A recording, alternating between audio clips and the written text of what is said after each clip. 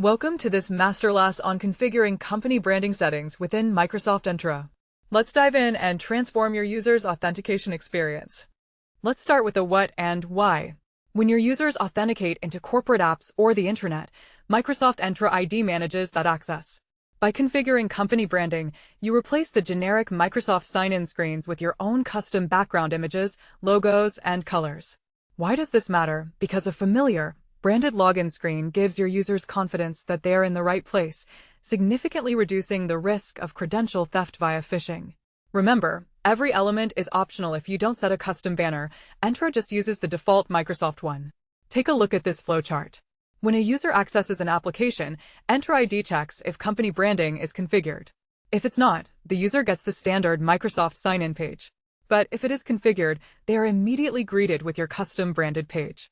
This seamless transition is what builds that high user confidence and strengthens your security posture against phishing. Before you start uploading logos, you need to ensure you have the right keys to the kingdom. To apply custom branding, your tenant requires a premium license, specifically Microsoft Entra ID P1 or P2, Microsoft 365 Business Standard, or SharePoint Plan 1. Next, let's talk about permissions. While a global admin can do this, it's best practice to use the principle of least privilege. Therefore, you should assign the Organizational Branding Administrator role to the person responsible for managing these visual updates.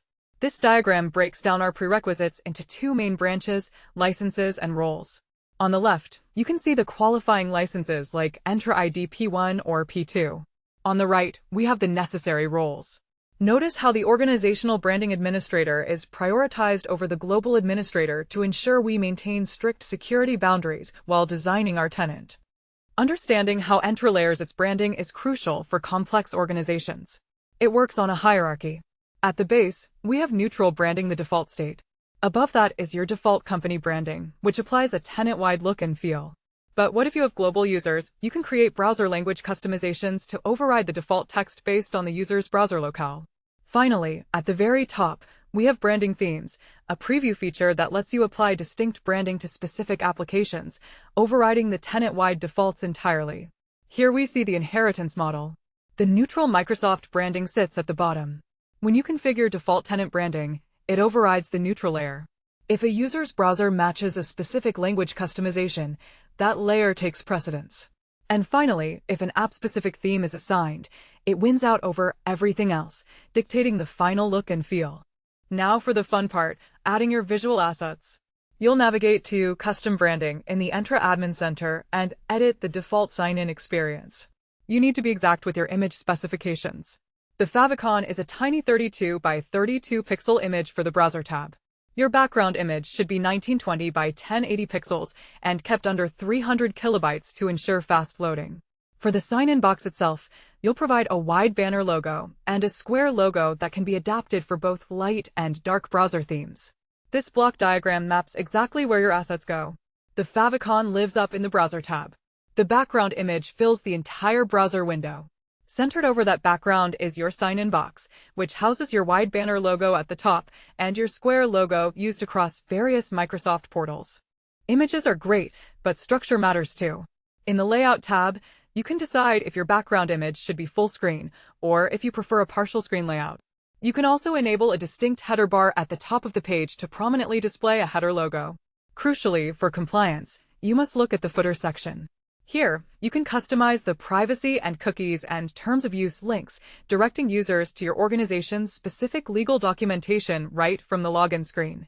This flow shows your structural choices.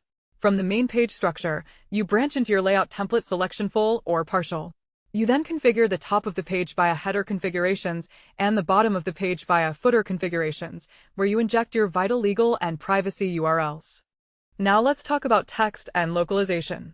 You can add sign-in page text up to 1024 characters to the bottom of the form, which is perfect for help desk instructions. You can also customize the text for the self-service password reset link. But what if your company is global? Using browser language customizations, you can create entirely translated sign-in pages. Entra ID automatically detects the user's browser language. If they are in France and you've set up a French configuration, they will automatically see your localized text and localized logos. This decision tree represents the localization engine.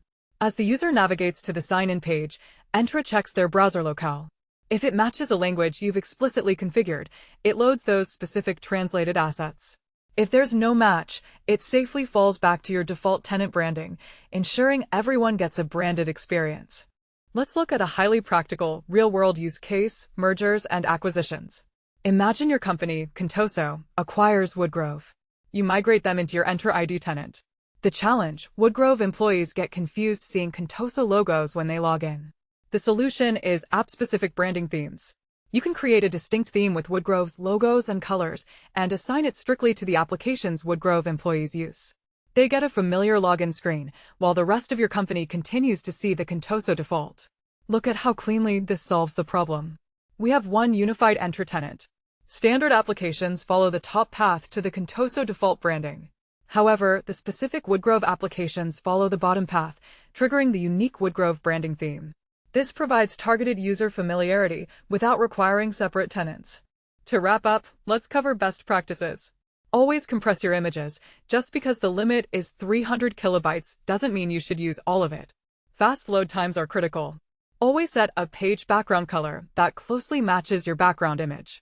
If a user is on a slow cellular connection, the color loads instantly while the image downloads. Finally, a critical update: Microsoft is deprecating custom CSS. If your tenant is created after January 5th, 2026, custom CSS will not be available, so rely entirely on the built-in UI templates for future-proofing your designs. Our final diagram is your checklist for success. From best practices, ensure you optimize file sizes, set those crucial fallback background colors, and thoroughly test across light and dark modes. Most importantly, start moving away from custom CSS right now to ensure you are compliant before the January 2026 deprecation deadline hits.